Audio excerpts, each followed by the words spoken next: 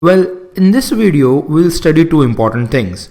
One is the acts done by a partner in emergency situations, and second is that can partners restrict a retiring partner from doing a similar business? Well, we studied that the relationship of partners with each other and also with third parties. So we know all about the rights, duties, expressed and implied authorities. And we know that any partner can bind the firm on any act done by him within his authority. But in emergency situation, he can even bind the firm into an act which was even outside his authority. So, what is this emergency situation? Well, it's any situation where the firm would suffer loss unless some quick action is taken. That action may or may not be within his authority, but in emergency situation, he would still be able to bind the firm if 1. He did the act with a view to protect the firm from any losses, and 2. He has acted in the same manner as a man of ordinary prudence would have acted in similar circumstances. So let's take an example. A, B and C were partners. They were fruit wholesalers.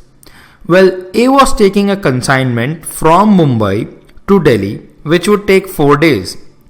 But in the midway on second day, he realized that the fruit will get spoiled till the 4th day. So he, on the second day, sold all the fruits to a fruit vendor of Jaipur instead of selling them at Delhi. So even if A was only authorized to take the consignment and sell it at Delhi by the other partners, but he went outside his authority to sell it at Jaipur. But he did it with a view to protect the firm from a loss and acted in a manner as any ordinary person would have acted in such situation. Hence, he would still bind the firm with the Jaipur fruit vendor. Now let's look at the second part. That is, can partners restrict a retiring partner from doing a similar business? Well, we know that while a partner is in the partnership firm, he cannot carry on a competing business, as he has the duty not to do competing business and to carry on business in the greatest common advantage of all the partners. But can he do a competing business after his retirement from the firm? Well, let's take an example to understand this. Suppose A, B and C were partners of a dance firm called Dance Plus. Well, all the three of them were great dancers. And when they were starting the firm, they had an agreement that none of them would after retirement open their own dance academy. One day, A and B had a fight with each other, and A decided to retire from the partnership and open his own dance shop next to Dance Plus shop. Now B was frustrated and furious and thought, let me go to the court and show them the agreement on which A had signed that none of them would open their own dance academy after retirement. Would B succeed in court? Well, according to section 27 of the Indian Contract Act, every agreement by which anyone is restrained meaning restricted, from exercising any lawful profession, trade or commerce is void. So as per Indian Contract Act, any agreement cannot stop anyone from doing a lawful business. But wait a minute. You might be thinking that as per Indian Contract Act, but not as per Partnership Act. Well, I want you to remember that partnership was first included in Indian Contract Act, and also remember that on every matter Partnership Act is silent, we would refer to Indian Contract Act. Remember section 3? In the very beginning we studied this.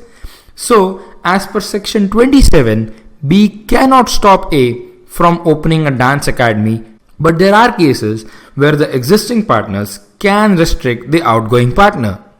Well, these restrictions can only be up to a certain time or a certain place.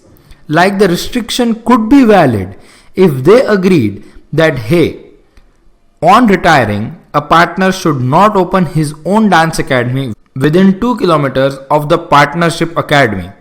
In such an agreement, B could have stopped A from opening his own dance academy next to the Dance Plus shop.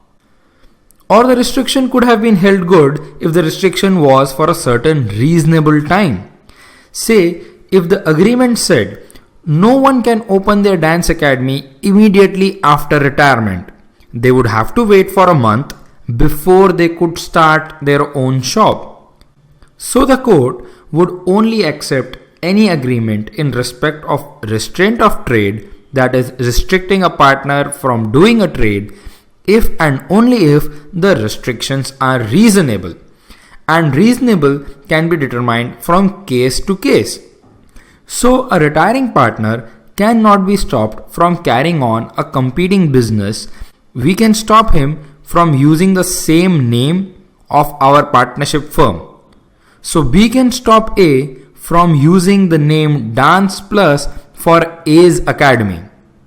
And also what can be stopped is that we can stop A from soliciting any customers of the firm. So B can stop A from stealing any students of Dance Plus Academy.